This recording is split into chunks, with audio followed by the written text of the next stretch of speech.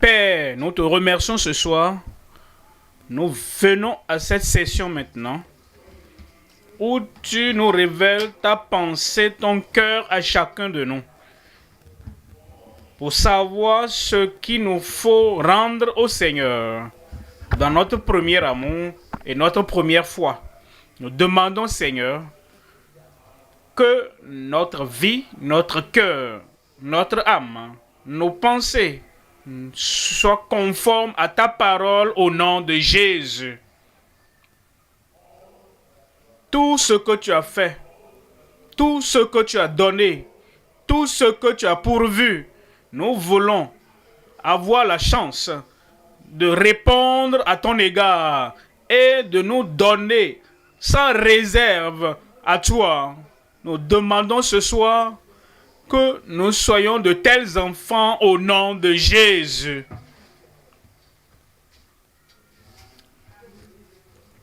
Ta demande ne sera pas mise de côté et ton emprise sur nous, dans tout ce que nous avons, ne sera pas méconnue au nom de Jésus.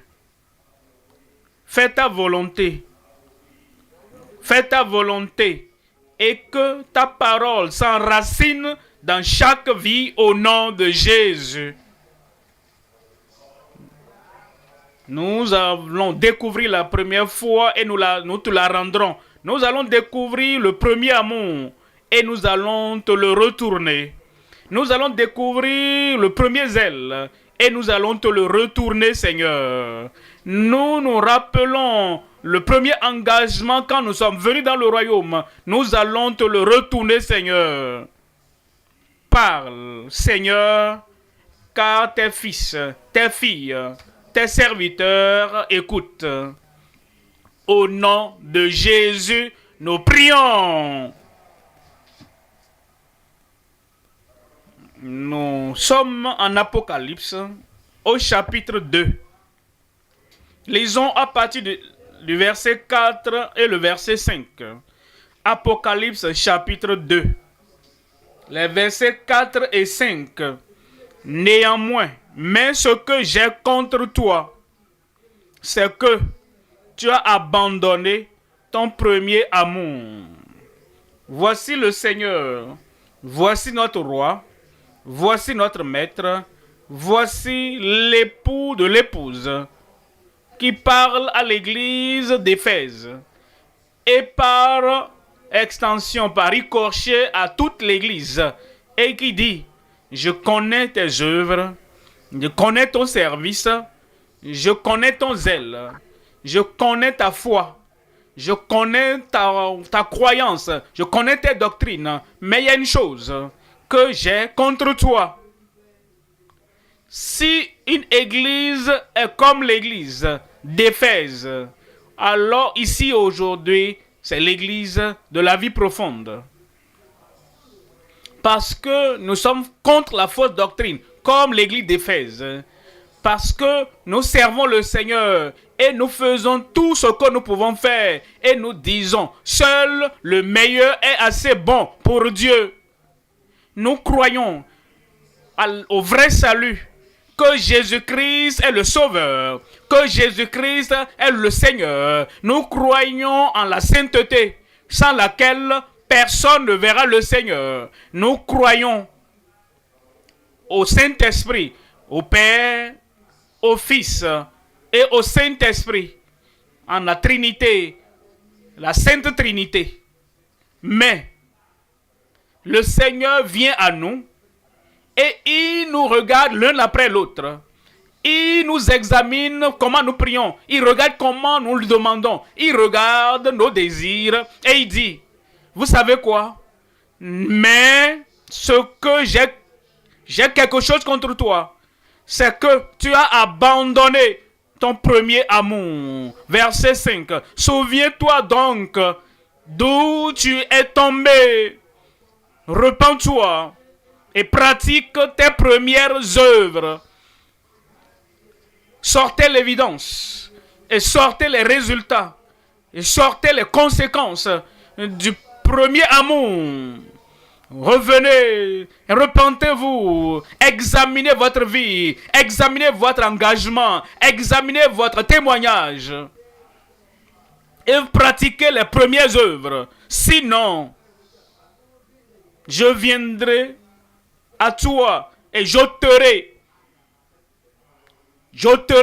ton chandelier de sa place, à moins que tu ne te repentes. Plusieurs parmi nous, membres de la vie profonde, nous réfléchissons comme l'église d'Éphèse. Une fois que nous tenons la sainte doctrine et une fois que nous maintenons nos cultes réguliers et une fois que nous faisons tout ce que nous savons faire, nous mettons tous les points sur les i, nous mettons des traits sur tous les t, sans nous souvenir du premier type d'amour que nous avions au départ. Nous pensons que tout va bien. Maintenant, il nous dit, je recherche le premier amour. Je demande d'après le premier amour. Je veux la manifestation du premier amour et j'attends.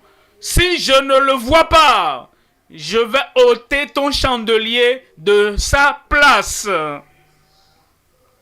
1 Timothée, au chapitre 5, lisons à partir du verset 12. 1 Timothée, chapitre 5, verset 12.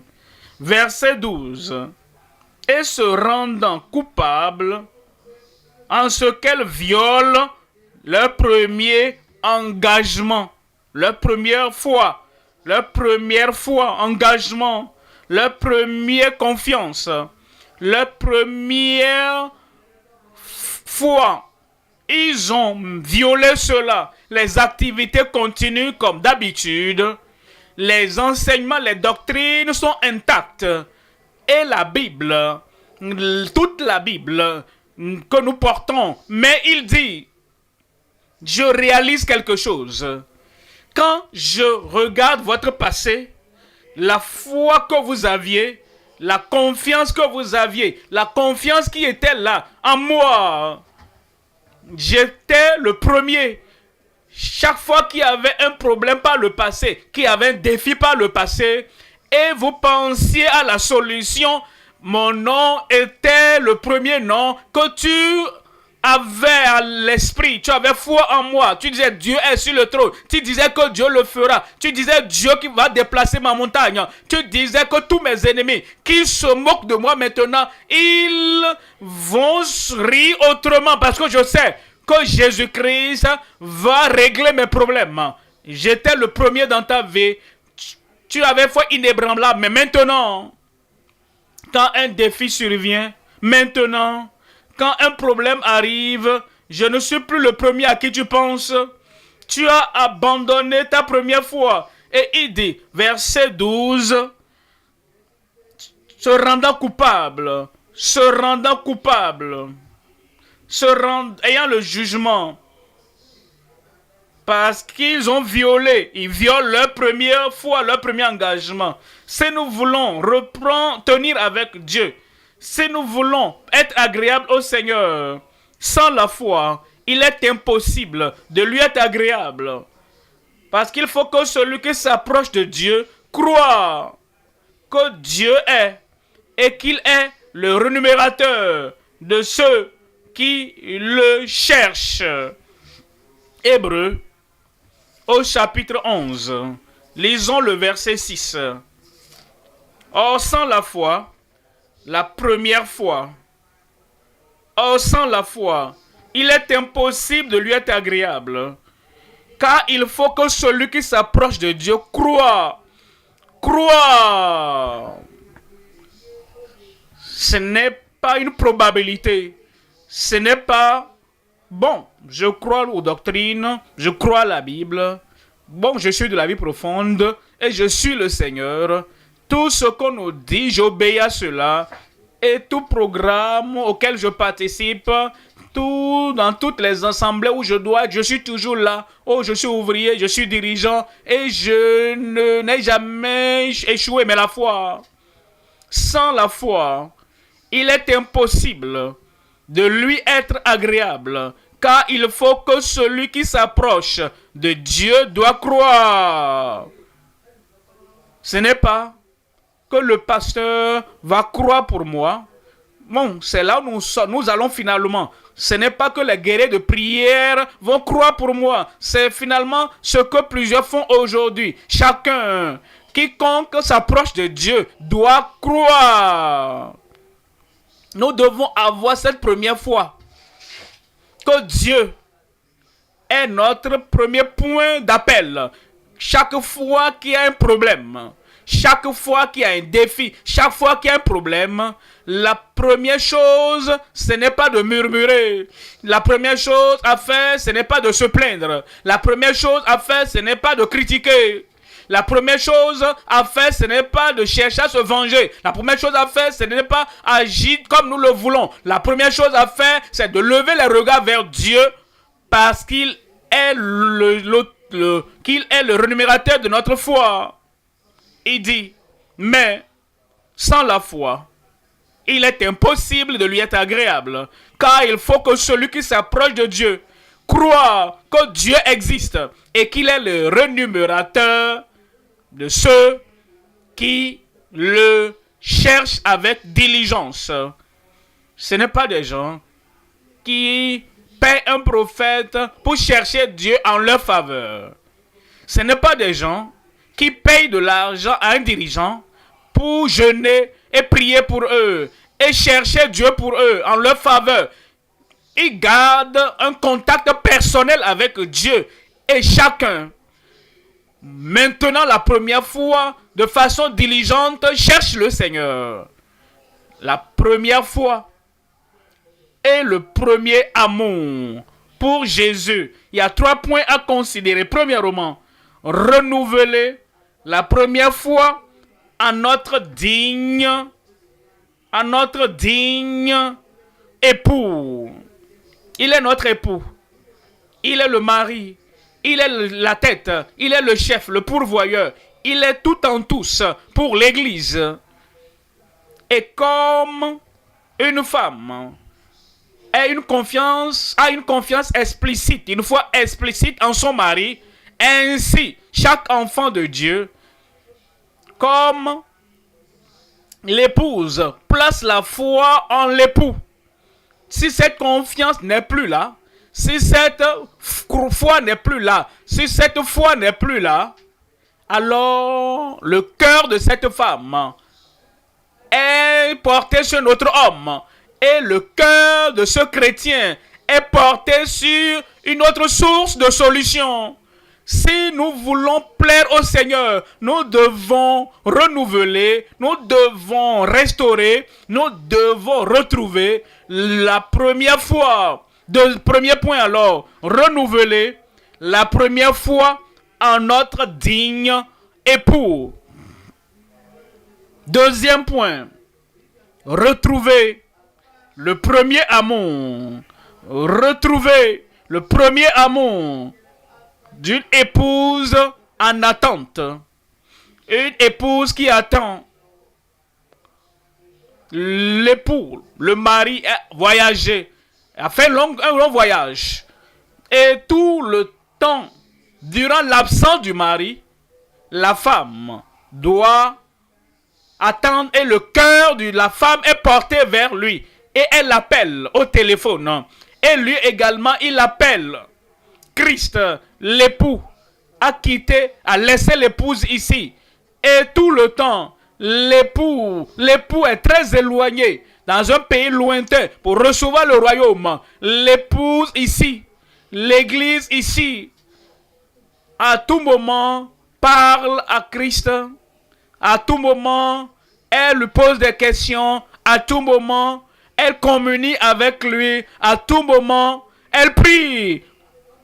Et tout le temps, l'époux également, Christ, envoie des réponses, des exaucements. Si cet amour diminue, il y a quelque chose qui ne va pas. C'est parce que le mari est allé effectuer un long voyage. La femme a d'intérêt ou manifeste d'intérêt vers quelqu'un d'autre. il y a quelque chose qui ne va pas. Si le mari appelle au téléphone et elle ne décroche pas le téléphone, il y a quelque chose qui ne va pas. Si elle peut être satisfaite et être satisfaite, heureuse et être joyeuse sans parler au mari qui est très éloigné, il y a quelque chose qui ne va pas. Le premier amour est en train de baisser, meurt. Mais le Seigneur s'attend, comme la première fois est là, que le premier amour de l'épouse en attente également soit retrouvé. Troisième point, nous verrons, refléter la première consécration des croyants de bonne volonté. Des croyants de bonne volonté. Et avoir la bonne volonté, c'est être reconnaissant que Christ avait la bonne volonté de souffrir, de verser son sang, d'endurer l'agonie et d'avoir la couronne d'épines sur sa tête et d'accepter que l'épée perce son côté. Et il a tendu ses mains, ses pieds à la croix. Il a porté cela pour toi. Il était bien disposé. Avant de connaître son nom, avant même de lire, avant de connaître le salut, quand il était un étranger, tout à fait étranger, un pécheur, lui avait la bonne volonté de payer le plus grand prix que quiconque ne peut jamais payer pour acheter un esclave. Mais maintenant, qui t'a acheté, qui t'a acquis, qui t'a racheté, il y a quelque chose qui va montrer ta gratitude. Il y a quelque chose qui va montrer que tu rends l'appareil au Seigneur pour son amour. Ça dit, tu dois avoir ce mot, bonne volonté dans ta vie. Cette expression, bonne volonté pour te consacrer. Comme tu l'as fait pour la première fois. Quand tu as connu Christ au début, refléter la première consécration des croyants de bonne volonté, bien disposés. Et tu auras la bonne volonté. Revenons au premier point maintenant. Renouveler la première fois en notre digne époux. Je l'ai lu, je vais le relire. En Hébreux 11, 6. Or, sans la foi, vous pouvez avoir autre chose, d'habileté, de capacité, le service, vous courez par-ci par-là, vous essayez de suivre la religion chrétienne. Mais, quel que soit ce que vous faites, quel que soit le moment dont vous courez, quel que soit ce que tu donnes, ton temps, ton talent, ton argent, tout ce que tu as, et tu donnes même ton corps pour être brûlé sans la foi, il est impossible de lui être agréable. Car celui qui s'approche de Dieu doit croire. C'est une nécessité. Les activités ne vont pas remplacer la foi en Dieu. L'habileté ne va pas remplacer la foi en Dieu. La connaissance de la tête ne va pas remplacer la foi en Dieu. Il doit croire qu'il est ce qu'il était. Il est ce qu'il sera, le même, hier, aujourd'hui et éternellement. Il n'a pas changé. Et par conséquent, notre foi en lui n'a pas changé. Il doit croire qu'il est et qu'il est le rémunérateur. Il ne craint pas Dieu, qu'une crainte de servitude. Ah, si je ne fais pas ceci à Dieu, il va diminuer quelque chose dans ma vie, il va arracher quelque chose dans ma vie, il va me priver de quelque chose. Par conséquent, ils ont peur de céder à Dieu. Ils ont peur d'avoir une foi implicite, totale en Dieu. Mais il doit croire qu'il est. Il dit ce qu'il est. Et qu'il est le rémunérateur de ceux qui le cherchent. En Éphésiens, chapitre 4, la première fois que le Seigneur exige de nous, et il dit qu'il ne sera pas content de nous si nous nous rétractons de notre foi et nous rendons des services vides, des services sans foi. Et nous faisons tout ce que nous faisons. Et parce que la plupart des choses que nous faisons, elles sont faites dans le monde. Je prêche par exemple. On appelle ça la parole en public, la communication publique. Ils le font dans le monde. J'utilise tous ces équipements-là pour porter ma voix à chacun de vous. Et il y a des frères fidèles qui rendent ça possible. Ils utilisent ces équipements également dans le monde. Et ils sont formés pour ça. Nous utilisons l'Internet pour retransmettre nos messages à tous les lieux. Ils utilisent ça aussi dans le monde. Nous pouvons utiliser toutes ces choses. Et nous pouvons servir le Seigneur. Rendre le service fidèle apparemment au Seigneur. Comme ils le font dans le monde. Sans une foi implicite, complète, totale dans le Seigneur.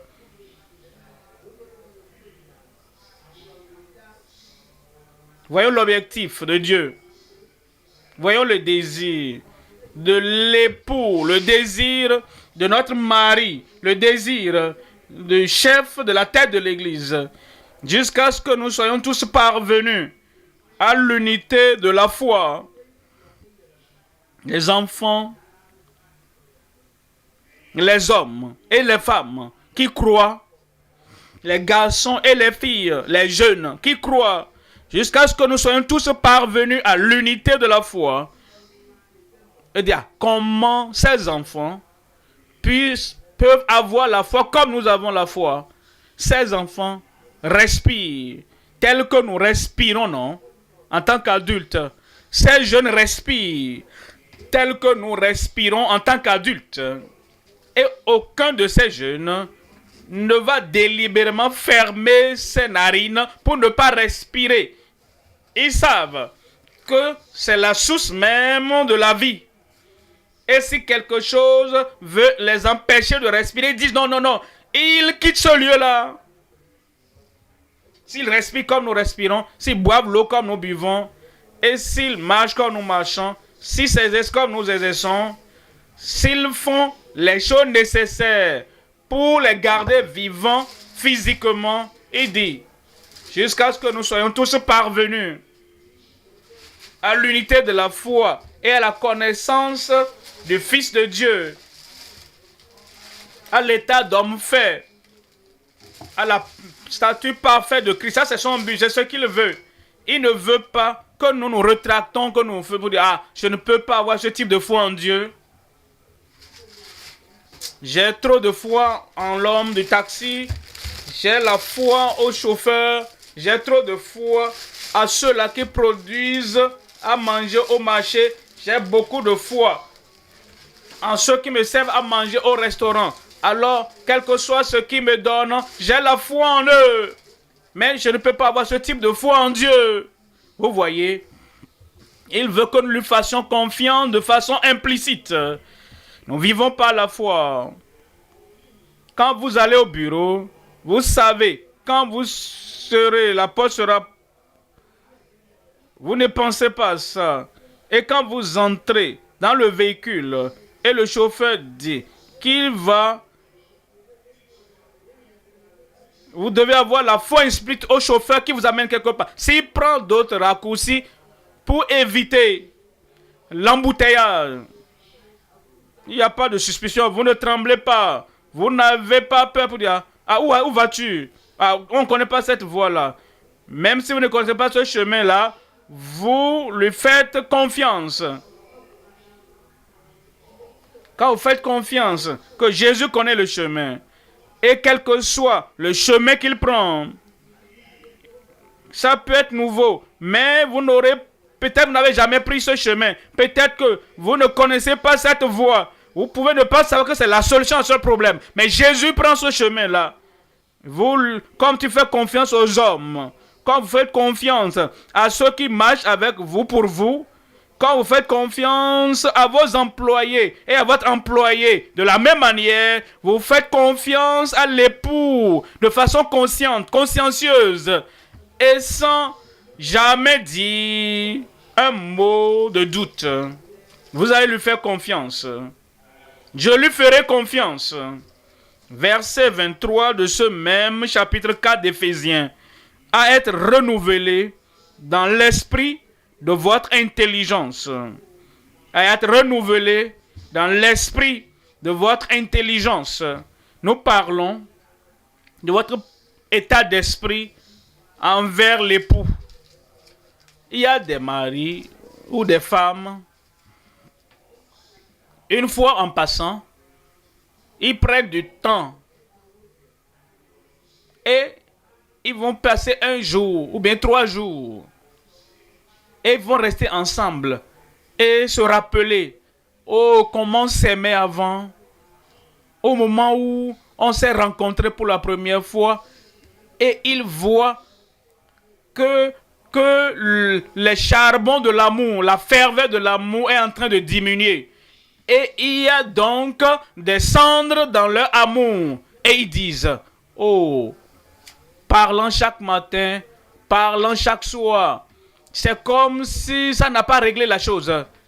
Ils ne commettent aucun mal les uns avec les autres, mais ils réalisent que la confiance sans soupçon, la foi sans questionnement et l'amour sans entrave, que cet amour est en train de diminuer. Ils prennent du temps ensemble et se mettent de côté et ils se posent des questions. Qu'est-ce que tu as remarqué? Oh, que mon amour envers toi, est-ce que ce n'est plus, tu sens que ce n'est plus comme avant? De quelle manière as-tu remarqué que l'attention que je te donne n'est plus comme l'attention que je te donnais quand on s'est marié au début? Ils se posent ces questions l'un à l'autre. Et ils prennent un nouvel engagement l'un envers l'autre. Et ils quittent cette retraite-là pour la famille. Et ils reviennent comme avec une nouvelle compréhension de confiance, de foi, d'engagement pour se défendre l'un l'autre et d'amour. C'est ce que le Seigneur dit. Voyons cela dans le verset 23. À être renouvelé dans l'esprit de votre intelligence, dans votre pensée. Christ remplit votre cœur. Christ sature votre cœur. Vous ne pouvez pas manger sans penser à Christ. Vous ne pouvez pas sortir de la maison sans penser à Christ. Vous ne pouvez pas vous asseoir au bureau sur votre fauteuil sans penser à Christ. Vous ne pouvez pas lancer un projet, un plan sans penser à Christ. Vous ne pouvez pas voyager sans poser la question à Christ. Vous ne pouvez pas prendre une décision sans poser de questions à Christ. Vous lui faites tellement confiance. Et si ce à quoi vous pensez est bon, si ce que vous pensez est juste, et le voyage que vous pensez est bon, si Jésus dit par une petite voix douce dans votre cœur que tu ne peux pas faire ce voyage, tu ne dois pas faire ce voyage, tu ne demandes pas pourquoi. Bon, l'époux a parlé, le mari a parlé, mon roi a parlé, mon maître a parlé, et il connaît plus que je connais. Et à cause de sa connaissance, je lui fais confiance. Ça, c'est la foi dont nous parlons. La première foi. La foi que nous sommes venus dans le royaume. Il dit, ces autres personnes, parce qu'ils ont abandonné leur premier amour. Éphésiens 6, verset 16. Éphésiens 6, 16. Prenez par-dessus tout cela le bouclier de la foi. Par-dessus tout cela, Prenez le bouclier de la foi. Quand vous voyagez et vous allez dans un lieu connu, tel est là, tel est là aussi, tel aussi est aussi là-bas, plusieurs, ils voyagent seulement. Ils ont une foi implicite. Ah, si tel, si tel ou tel aussi. Ils ne croient jamais que ces hommes, que ces femmes là-bas peuvent les trahir. Ils ne pensent jamais à cela. Ah, que ces gens-là, auxquels je suis habitué et dont je suis sûr, la faiblesse humaine peut venir. Et ils peuvent devenir humainement égoïstes. Ils leur font tellement confiance qu'ils ne prennent pas la foi en Christ avec eux. La foi en l'homme. Ils ont la foi en des femmes. La foi en des personnes auxquelles ils sont habitués. Ce que le Seigneur dit, ne me remplace pas par des gens qui, quel que soit qu'ils sont des hommes. Nous avons vu des enfants qui ont déçu les parents. Nous avons vu des parents qui ont déçu aussi les enfants. Nous avons vu des frères et sœurs de mêmes parents qui se sont déçus. Mais celui qui ne peut décevoir, et tu sauras que ton premier amour est intact.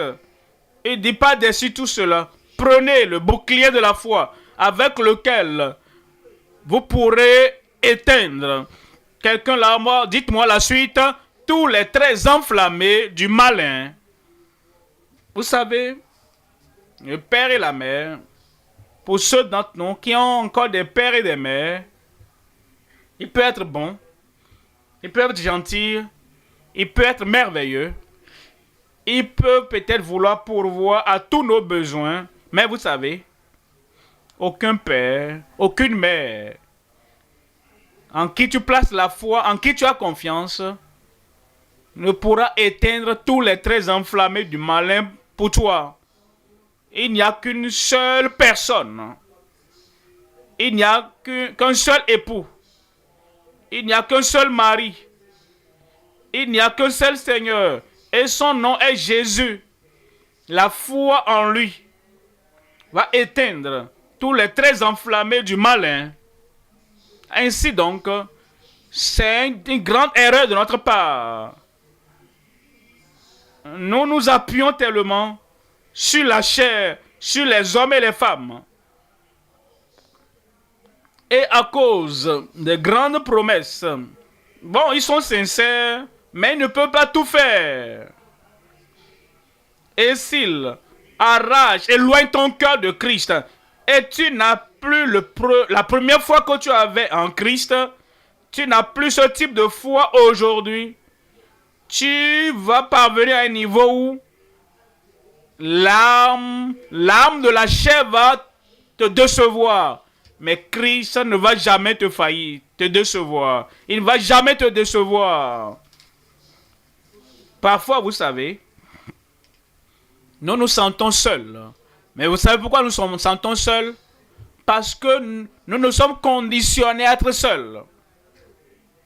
Nous nous appuyons tellement sur l'âme de la chair. Et quand cette âme de la chair, nous sommes seuls, Christ est là. Il dit, je ne vais jamais t'abandonner, je ne vais jamais te délaisser. Nous sommes seuls, mais on ne le reconnaît pas. Il dit, je vais envoyer le consolateur. Il est avec vous et il sera en vous pour toujours. Mais nous nous sentons toujours seuls. Même si le Saint-Esprit est là, nous ne sommes pas habitués à lui. Et Jésus dit, celui qui entend ma parole et obéit à la parole, il est comme celui qui m'aime. Et moi et mon Père, nous viendrons à lui et nous ferons notre demeure chez lui. Et nous nous sentons toujours seuls. Pourquoi? Nous n'avons pas la confiance, la foi, la confiance que le Père, le Fils et le Saint-Esprit, comme nous la plaçons aux hommes ou aux femmes.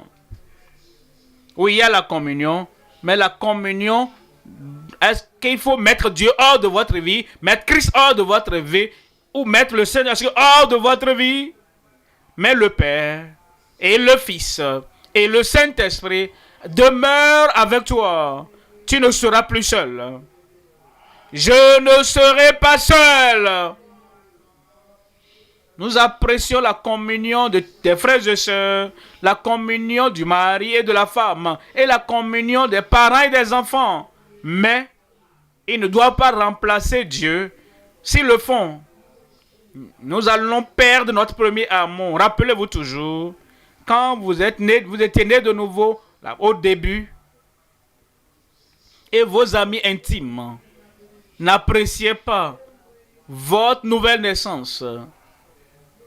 Et vos personnes, les personnes qui étaient proches de vous, ne comprenaient pas votre nouvelle naissance. Et toute votre vie, en ce moment-là, vous vous appuyez sur lui, sur elle. Mais vous êtes né de nouveau. La joie de la nouvelle naissance, l'excitation, l'enthousiasme de la nouvelle naissance était tel que même si ces gens-là, que vous pouvez penser vivre un jour sans eux, quand ils vous ont déçu, ou ils ont dit, si tu vas dans cette nouvelle foi-là, au revoir. Tu ne t'es pas senti seul. Tu as lu ta Bible. Tu as chanté dans ton cantique, livret de cantique, et tu as réclamé les promesses de Dieu. Tu étais content. Parce que tu as fait confiance à Dieu. Tu avais la première foi. Mais maintenant, une petite séparation. Quelqu'un renfrogne un peu la mine contre toi. Quelqu'un dit, tu es en train de prendre cette affaire-là trop sérieux. Tu es trop obéissant, tu es trop loyal, tu es trop fidèle. Alors si tu es comme ça, alors je ne serai plus dans ta vie. Oh, est-ce que tu t'es senti seul? Est-ce que tu t'es senti abandonné? Et tu allais vers eux, oh, ne fais pas ça, non, tu me tues, hein. Oh, ne me fais pas ça, hein. Si tu m'abandonnes à cause de ma conviction, je peux mourir, hein, de l'absence. Ah, te voilà. Avec ta première foi en Christ, peu importe ce qu'ils font. Cette première foi te connectait. Cette première foi te connectait à Christ. Et tu étais avec le Seigneur. Et tu demeurais. Et tu étais content, joyeux. Parce que le Seigneur est ton berger. Tu ne vas plus te sentir seul. J'ai dit, tu ne vas plus te sentir seul. Vous savez, c'est cette solitude qui nous amène à compromettre. Ceux qui voient cela, ils disent, c'est quoi ça? On n'est pas habitué à ça. Qu'est-ce que tu essaies de faire? Quelle nouvelle décision as-tu prise? On était à la retraite ensemble. J'ai écouté aussi tous les messages que tu as entendus. Alors, quel est ton problème? Alors, lorsque tu veux te sentir seul, ils vont m'abandonner, ou ils vont plus s'approcher de moi. C'est cette solitude qui t'amène à compromettre, qui t'amène à dire, si ma décision, si ma consécration, si le fait que je me donne au Seigneur, si ma soumission totale au Seigneur va me séparer mes meilleurs amis de moi, oh, je vais me sentir seul et abandonné. Oh, je change. Ah, j'abandonne. Je pensais que j'abandonnais tout à Dieu, mais maintenant, tu abandonnes tout à eux. Tu ne vas pas abandonner ta conviction. Hébreux, au chapitre 10. Lisons à partir du verset 22. Hébreux 10, 22. Approchons-nous avec un cœur sincère dans la plénitude de la foi. Ça, c'est la première foi. C'est ce qu'il veut.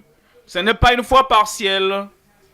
La foi partielle va avoir un contact partiel. Et vous savez, le contact partiel n'apportera pas le courant, l'énergie et la lumière. Le contact partiel ne va pas charger ton téléphone. Le contact partiel ne va pas opérer le faire fonctionner le frigo. Le contact partiel, c'est comme s'il n'y a même pas de contact. Et quand tu as une foi partielle, un contact partiel avec le Seigneur, et tout ton cœur n'est pas là, toute ta pensée n'est pas là, c'est un contact partiel, tu ne vas pas réaliser la plénitude de la grâce de Dieu et de la provision de Dieu comme tu dois la réaliser. Approchons-nous avec un cœur sincère dans la plénitude de la foi, les cœurs purifiés d'une mauvaise conscience et le corps lavé. Une mauvaise conscience, c'est quoi une mauvaise conscience? Une conscience qui a été conditionnée, une conscience qui n'est pas basée sur la parole de Dieu, une conscience qui a été tellement influencée par le bavardage des gens.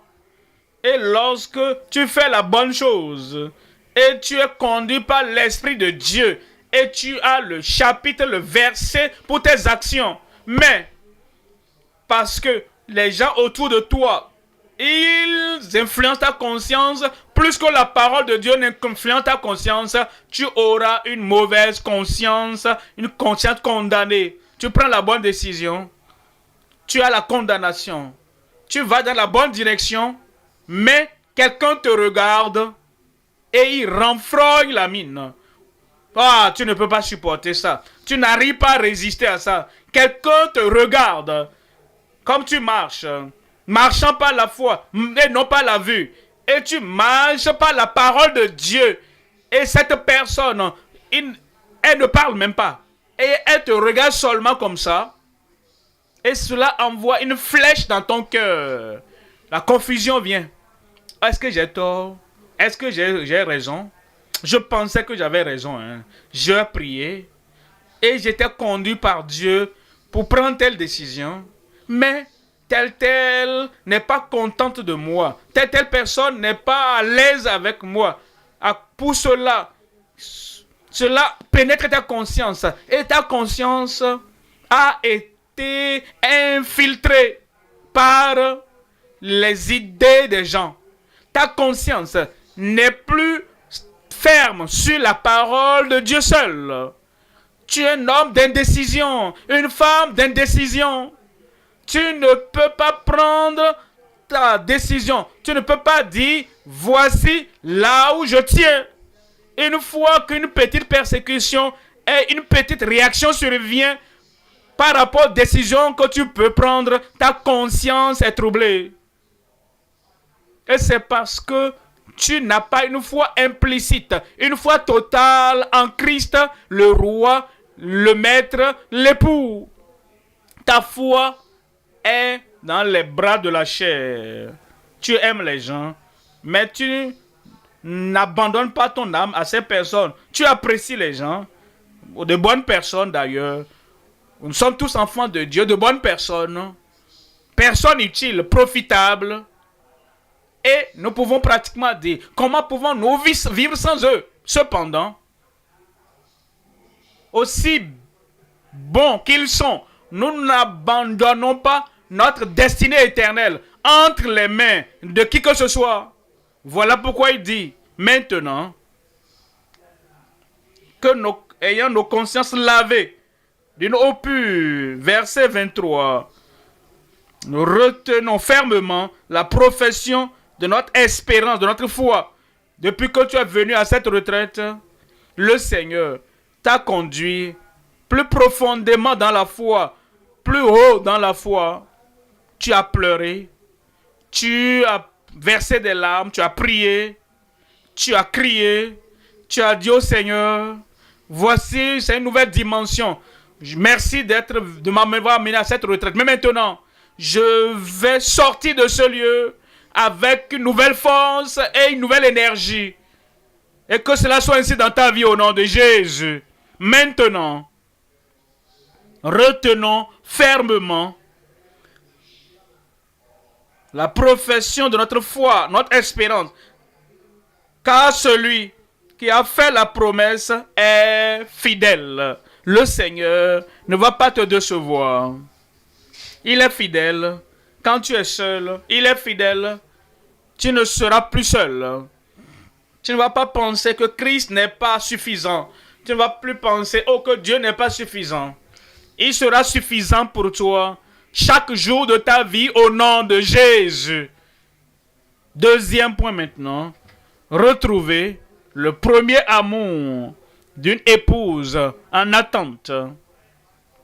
Retrouver le premier amour d'une épouse en attente.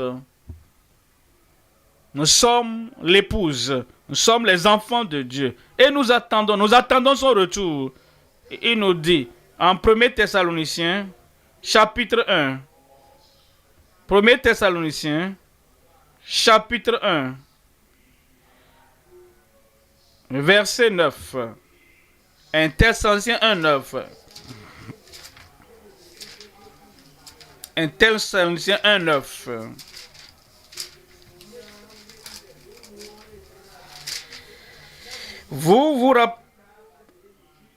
Car on raconte à notre sujet quel accès nous avons eu auprès de vous et comment vous vous êtes convertis à Dieu en abandonnant les idoles pour servir le Dieu vivant et vrai. Verset 10. Et pour attendre des cieux son fils.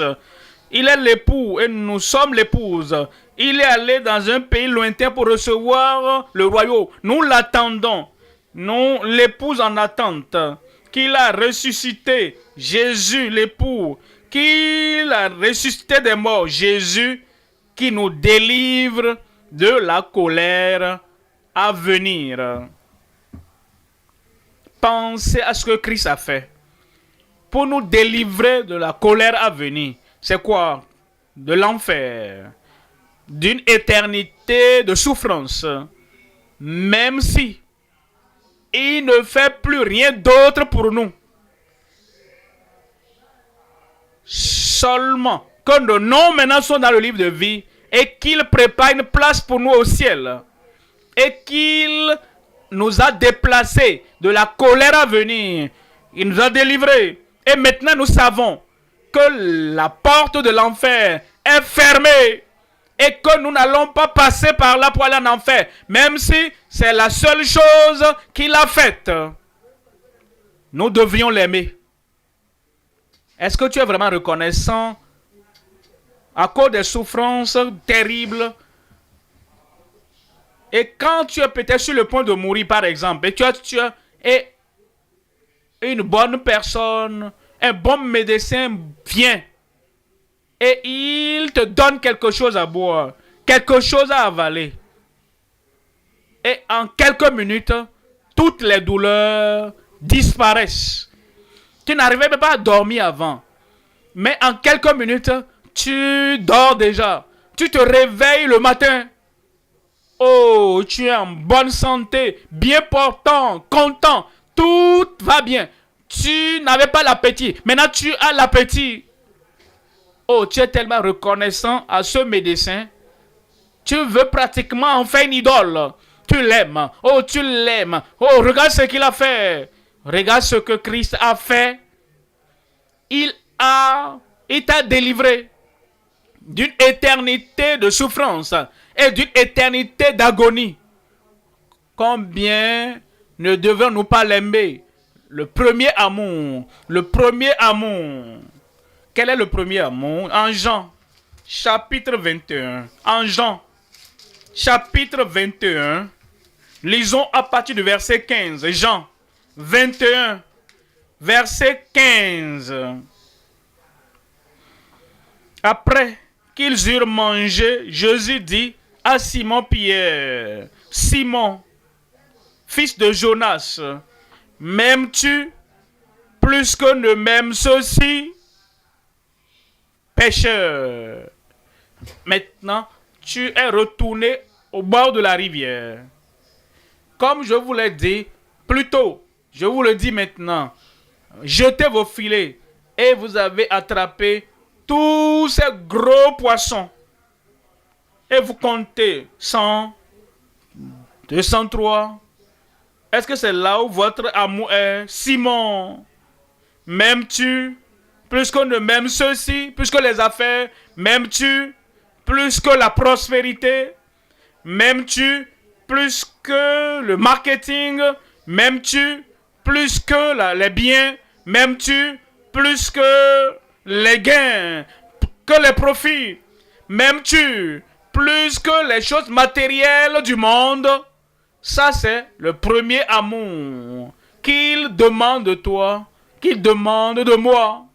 Est-ce que tu peux regarder autour de toi et voir toutes les choses que tu as?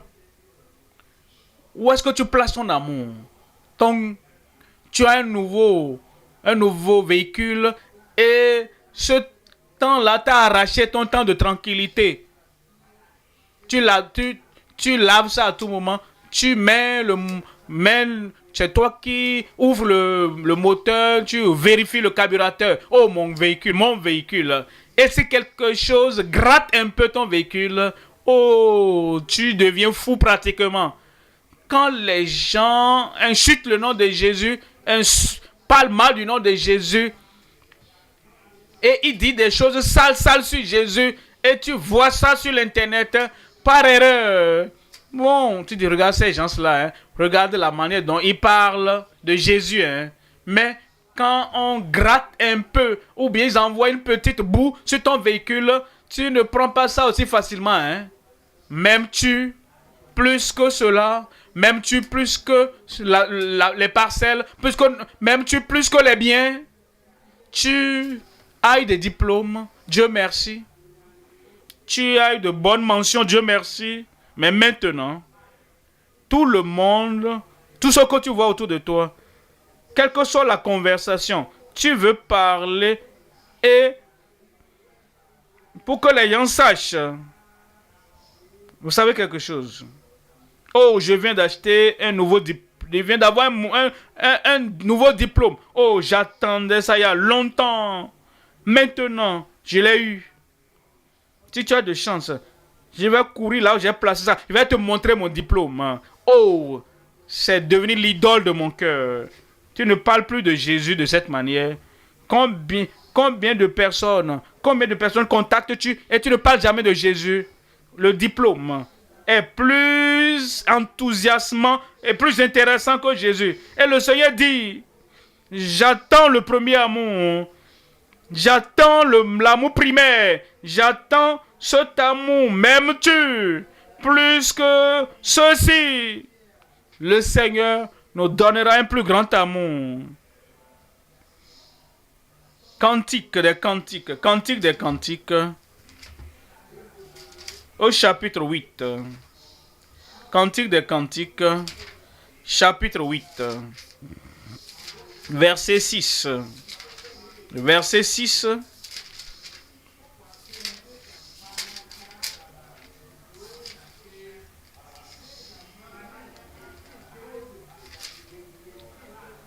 Mets-moi comme un sceau, car l'amour.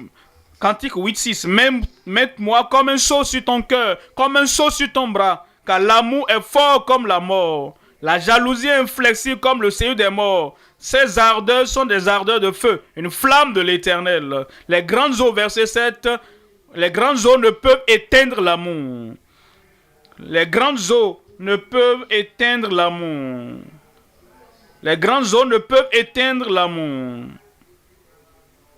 Quand vous aimez quelqu'un, la maison n'est pas très éloignée. Quand vous aimez quelqu'un, l'embouteillage même que vous allez avoir en route ne vous empêche pas d'aller vers la personne. Peu importe le défi, peu importe les difficultés, la personne que vous aimez vous attend. Parfois, même il y a le danger en route. Et vous en parlez, vous entendez parler de ça. Sur telle voie, sur tel chemin, il y a le danger. Et quelqu'un est passé par là, a vu ce qui s'est passé. Tu crois que ça ne va pas t'arriver. Parce que tu dois aller voir cet homme, tu dois voir cette jeune fille que ton cœur aime beaucoup. Les charbons de feu, les eaux ne vont pas éteindre la ferveur de l'amour. Mais qui est un peu d'embouteillage pour aller à la lecture biblique. L'embouteillage. J'ai entendu parler de ça. Oh, même les dimanches. Je serais allé adorer Dieu dans mon église. Mais je dois rester à la maison aujourd'hui. Je ne me sens pas très bien. Quand tu t'es senti comme ça, avant d'aller visiter ta fiancée, tu es allé. Tu aimes les êtres humains plus que Christ. Tu aimes ta fiancée plus que Christ. Nous sommes où nous devons aller par-ci, par-là. C'est lune de miel. Regardez l'économie, il n'y a pas d'argent. Est-ce que vous allez dépenser tout l'argent que vous avez pour la lune de miel? Ah, bien sûr. Ah, après avoir dépensé l'argent, qu'est-ce qui va se passer après? Mais vous ne pouvez pas mettre assez d'argent pour vous transporter pour aller à l'église, pour aller à l'étude biblique et aller à l'heure de réveil. Pourquoi? Le premier amour n'est pas là. Que Dieu restaure le premier amour dans chacun de nos cœurs au nom de Jésus. Tu vas l'aimer plus. Tu vas l'aimer plus. Rappelez-vous, si vous êtes marié, après avoir passé toute une journée et vous avez travaillé lourdement, vous avez fait vraiment une tâche épuisante dans la journée. Et on espère que la chose suivante à faire, c'est d'aller dormir. Vous méritez ça. Mais vous étiez en fiançailles avec une jeune fille, une sœur, en fiançailles avec un homme, un frère. Vous étiez fatigué et vous ne pouvez rien faire d'autre. Mais vous dites, je n'ai pas encore parlé, je ne l'ai pas parlé aujourd'hui. Hein. Et vous prenez votre téléphone. Vous dites, tu sais, je serai venu vers toi, hein. Mais au moins avant de dormir, je dois entendre ta voix. Et elle aussi répond de l'autre côté. Moi aussi, hein. Oh, j'attendais ton appel. Même si tu étais fatigué, rappelle-toi combien de fois tu as raté de parler à Christ. Rappelle-toi combien de fois nous ratons notre temps de tranquillité, de dévotion, parce que nous sommes fatigués. Rappelez-vous combien de fois nous ratons la communion avec le Seigneur Jésus-Christ parce que nous sommes fatigués. Ça, c'est le premier amour dont nous parlons. Il dit, je te connais. Parfois, tu dis, je ne sais pas comment je vais aimer. Ne dis plus ça. Tu sais comment aimer. Et aimer cette sœur. Rêver d'elle. Penser à la sœur. Écrire à cette sœur. Tu ne sais pas comment écrire. Mais tu lui écris, non? Ce n'est pas quelque chose de mauvais parce que vous vous aimez. Mais maintenant, tu peux le faire à Christ également. Aime-le. Et tu vas l'aimer. J'aime Jésus-Christ. J'ai dit j'aime Jésus-Christ.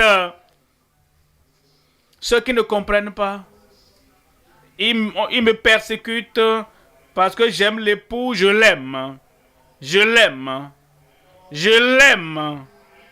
Je l'aime. Et le Seigneur va t'aider. Voyons Romains, chapitre 8. Romains 8,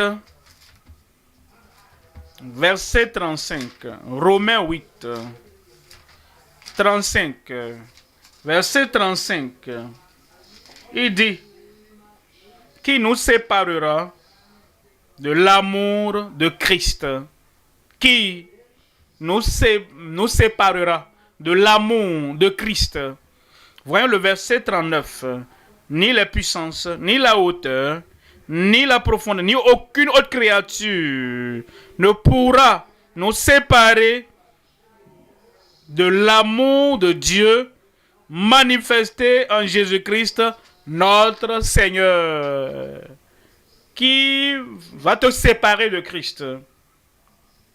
Je pose une question. Qui va te séparer de Christ? Un homme, une femme? Est-ce que c'est des biens immobiliers? Une maison, les diplômes, les études supérieures? Rien ne pourra te séparer de Christ. Quand nous l'aimons, quand nous l'apprécions, quand nous nous attachons à lui, si nous l'aimons au-dessus de toute autre chose sur la terre, nous l'aimons au-dessus de toute chose sur terre, rien ne pourra nous séparer de l'amour de Christ. 1 Jean, chapitre 4. 1 Jean, chapitre 4, verset 19. En 1 Jean 4, 19, nous l'aimons parce qu'il nous a aimé le premier. Rends ça personnel. 1, 2, 3, allez-y. Je l'aime parce qu'il m'a aimé le premier. Voyez Jésus, après avoir payé le plus grand prix qu'on peut payer, il est maintenant au ciel, priant, intercédant pour toi. Est-ce que tu peux penser à Christ au ciel, avec tous ses anges, avec le Père Céleste, le Saint-Esprit, avec sur les rues dorées, avec les grandes demeures là-bas, avec Moïse et Élie, et avec Élisée et David, et avec tous ces gens qui sont au ciel, Pierre, Jean, Jacques et tout le monde.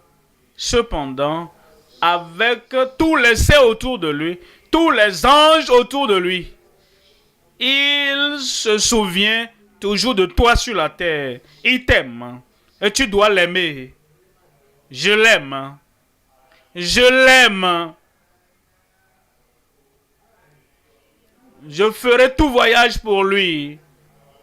Je ferai tout travail pour lui. Je l'aime. Je vais endurer, supporter toute douleur pour lui. Je l'aime. Je vais endurer toutes les persécutions pour lui. Parce que je l'aime. Tu vas l'aimer. Troisième point maintenant. Refléter la première consécration des croyants de bonne volonté, bien disposés. Bien disposés. Quand quelqu'un est bien disposé, a la bonne volonté, vous n'avez pas besoin de lui mettre la pression. Vous n'avez pas besoin d'annoncer, motiver d'abord. Si quelqu'un a la bonne volonté, vous n'avez pas besoin de donner des carottes, des encouragements pour qu'il fasse ce qu'il doit faire. Quand il a la bonne volonté, vous n'avez pas besoin de menacer et montrer la chicotte. Si tu ne le fais pas, voilà ce qui va t'arriver. On n'a pas besoin de tout ça. Quand il y a la bonne volonté, et les croyants doivent avoir la bonne volonté. On n'a pas besoin de lire ce verset à tout moment. Obéissez à ceux qui vous dirigent. Et le répéter, le répéter, le répéter.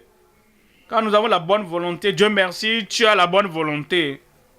Mon frère, je dis tu as la bonne volonté. Ma soeur, je dis tu as la bonne volonté. Voyons Psaume 110. Psaume 110. Verset 1. Psaume 110. Verset 3.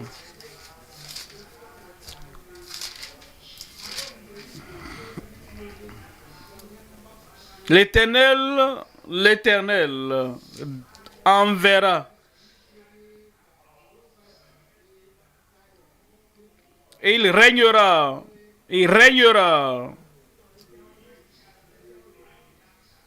Voyez cela. Ton peuple aura la bonne volonté au jour de ta puissance. Est-ce que le peuple de Dieu est là ce soir? Est-ce que les enfants de Dieu, est-ce que nous sommes là ce soir? Les enfants de Dieu auront la bonne volonté au jour de ta puissance. Voici le jour de la puissance de Dieu. Et cette puissance va te guérir.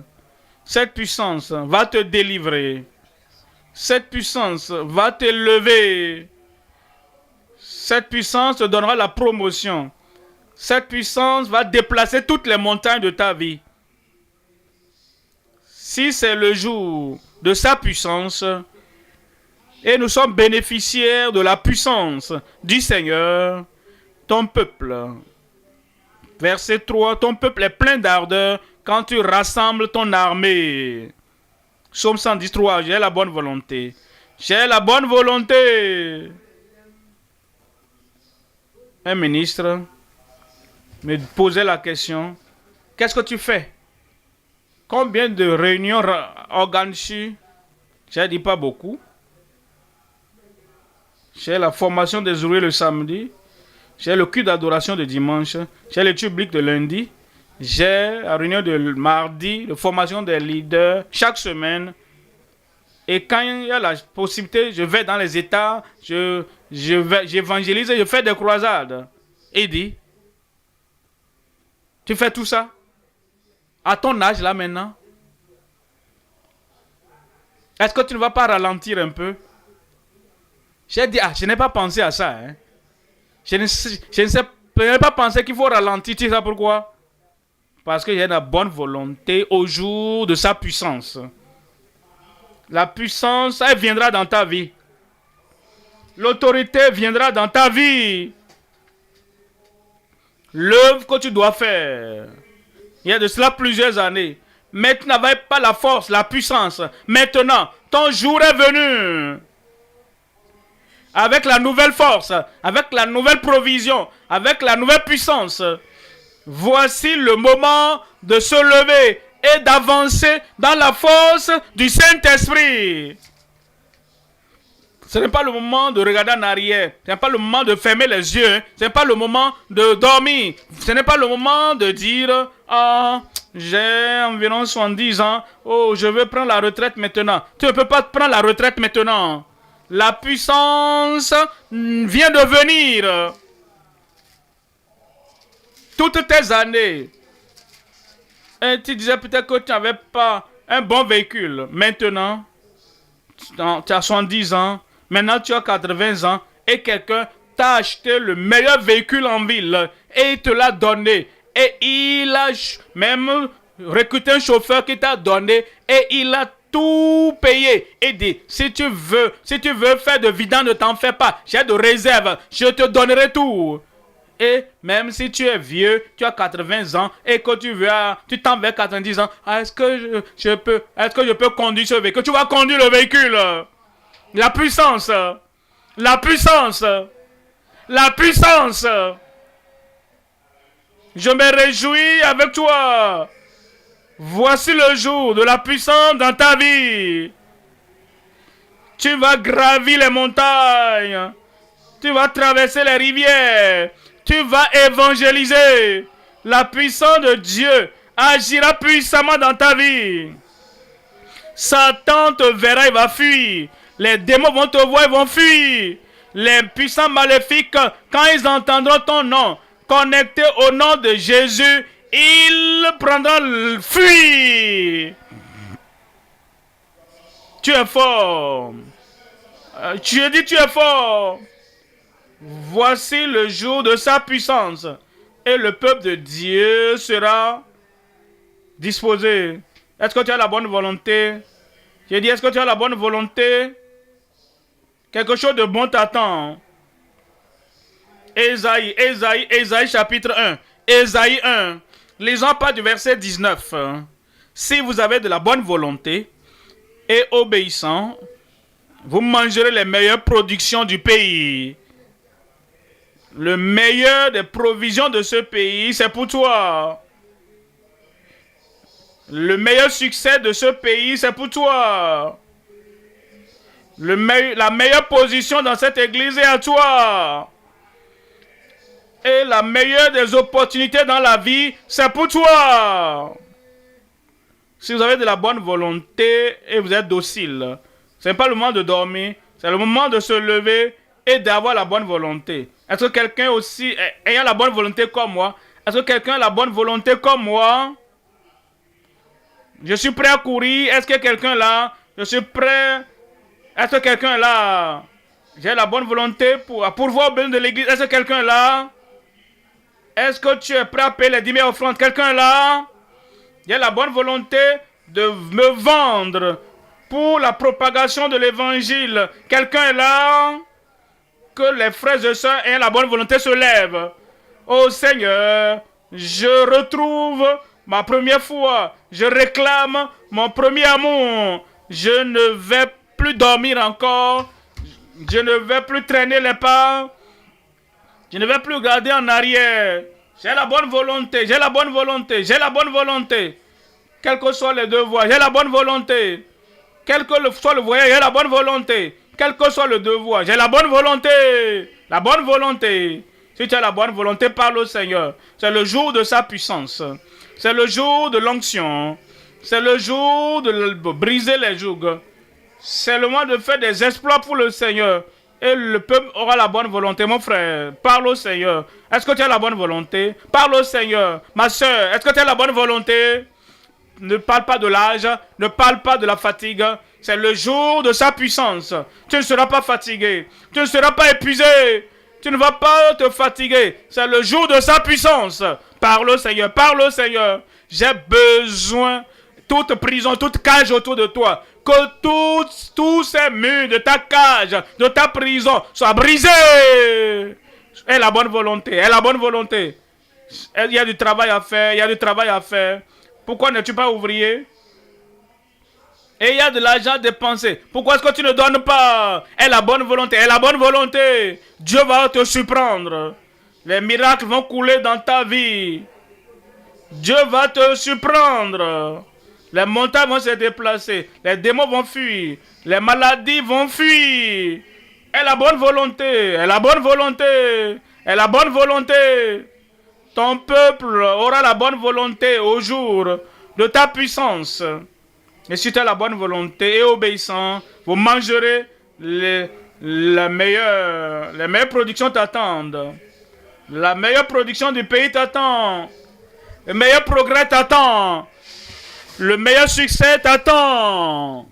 Et la bonne volonté, et la bonne volonté, et la bonne volonté, n'abandonne pas. Ne retourne pas en arrière. Ne dis pas que je suis fatigué. Regardez les uns qui font la grande œuvre qui doit être faite. C'est le jour de sa puissance. Sors et parle au Seigneur. Je suis là. Je vais servir. Je vais travailler.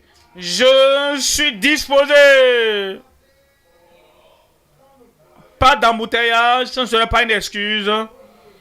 Ah, il y a de l'embouteillage, ça ne doit pas être une excuse. L'argent pour le transport, pour venir à la réunion de l'ouvrier, l'argent pour le transport, pour à l'étude biblique, ou bien pour venir au culte, ça ne serait pas un défi. J'ai la bonne volonté. Je suis bien disposé. Je suis bien disposé.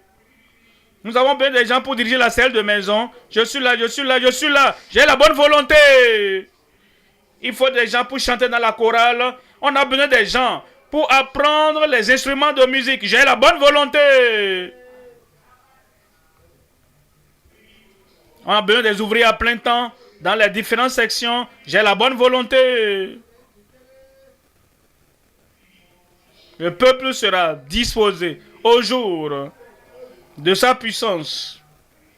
Et si tu as la bonne volonté, obéissant, tu mangeras les meilleures productions du pays. Tu ne vas pas souffrir. Tu ne vas pas souffrir. Le Seigneur veillera et il bénira ta bonne volonté. Et la bonne volonté. Seigneur, j'ai la bonne volonté. Le premier amour N'arrête pas cet amour.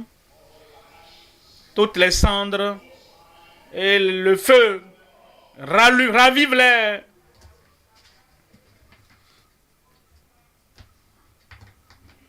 La bonne volonté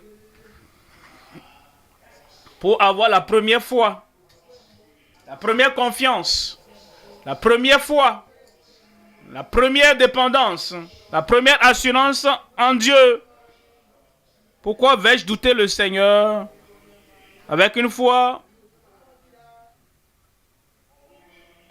inébranlable? Première foi, la première foi, le premier amour, l'aimer de tout ton cœur, toute ton âme, toute ta force, toute ton habileté, ta pensée, ta force. Aime-le. Aime-le. Il nous a aimé le premier. Aime-le. Aime-le. Au-dessus de toute autre chose, au-dessus de toute personne sur terre. Aime-le. Et dis-lui. Quand tu aimes ton épouse, tu le lui dis, non? Je t'aime. Tu aimes ton mari. Je t'aime. Dis à l'époux, dis au Seigneur, je t'aime de tout mon cœur, je t'aime avec mes biens, avec mes talents, je t'aime. J'aime ton œuvre, j'aime ton monde, j'aime ton ministère, j'aime tes enfants. J'aime tout te concernant. Je t'aime. Persécution. N'annule pas mon amour. La malcompréhension n'annule pas mon amour. Parle au Seigneur. Je t'aime. Je crois en toi. J'ai foi en toi. Je ne vais jamais regarder dans une autre direction. Je crois en toi. Je te fais confiance. Je suis bien disposé à faire toutes choses pour la gloire de ton nom.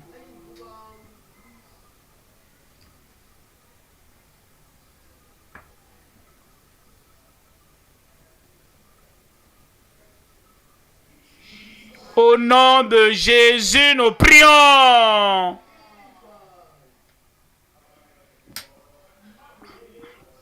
Combien ont retrouvé leur premier amour et la première fois, où êtes-vous? Et maintenant, vous avez la bonne volonté. Le Seigneur vous bénira au-delà de vos attentes. Les meilleures productions du pays couleront dans vos cœurs. Et tout ce que vous devriez avoir, vous, en aimant Dieu, en croyant en Dieu, votre bonne volonté à servir le Seigneur de toute votre force, aucune bonne chose ne vous sera refusée. Il prendra soin de vous. Même les gens du monde, ils seront jaloux de vous.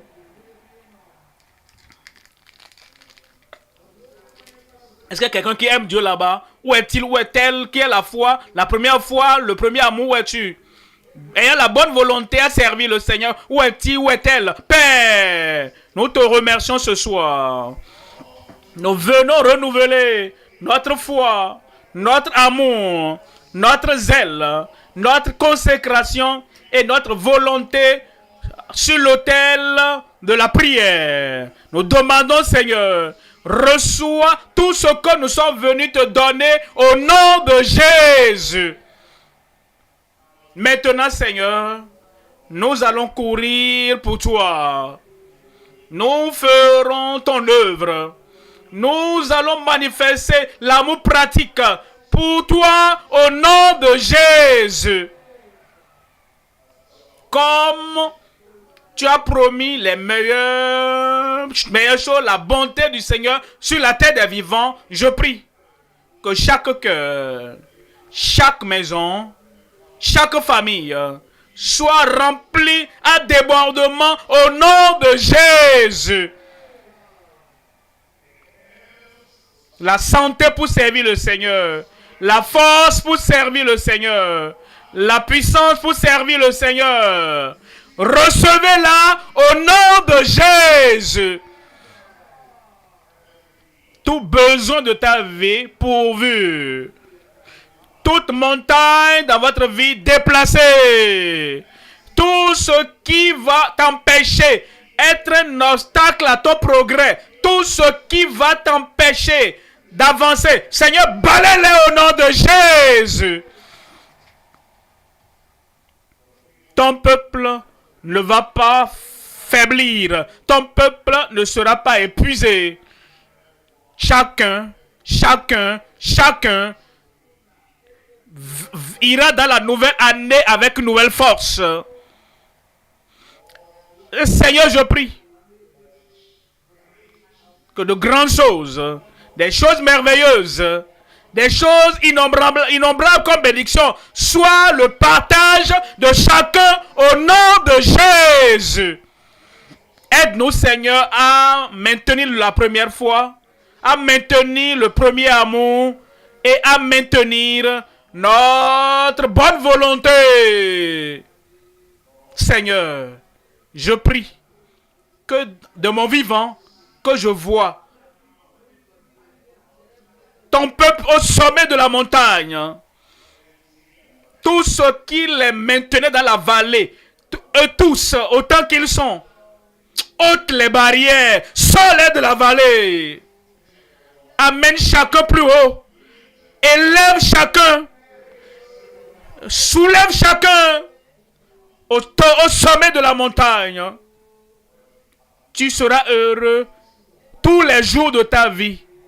Confirme le Seigneur dans chaque vie. Au nom de Jésus, j'ai prié.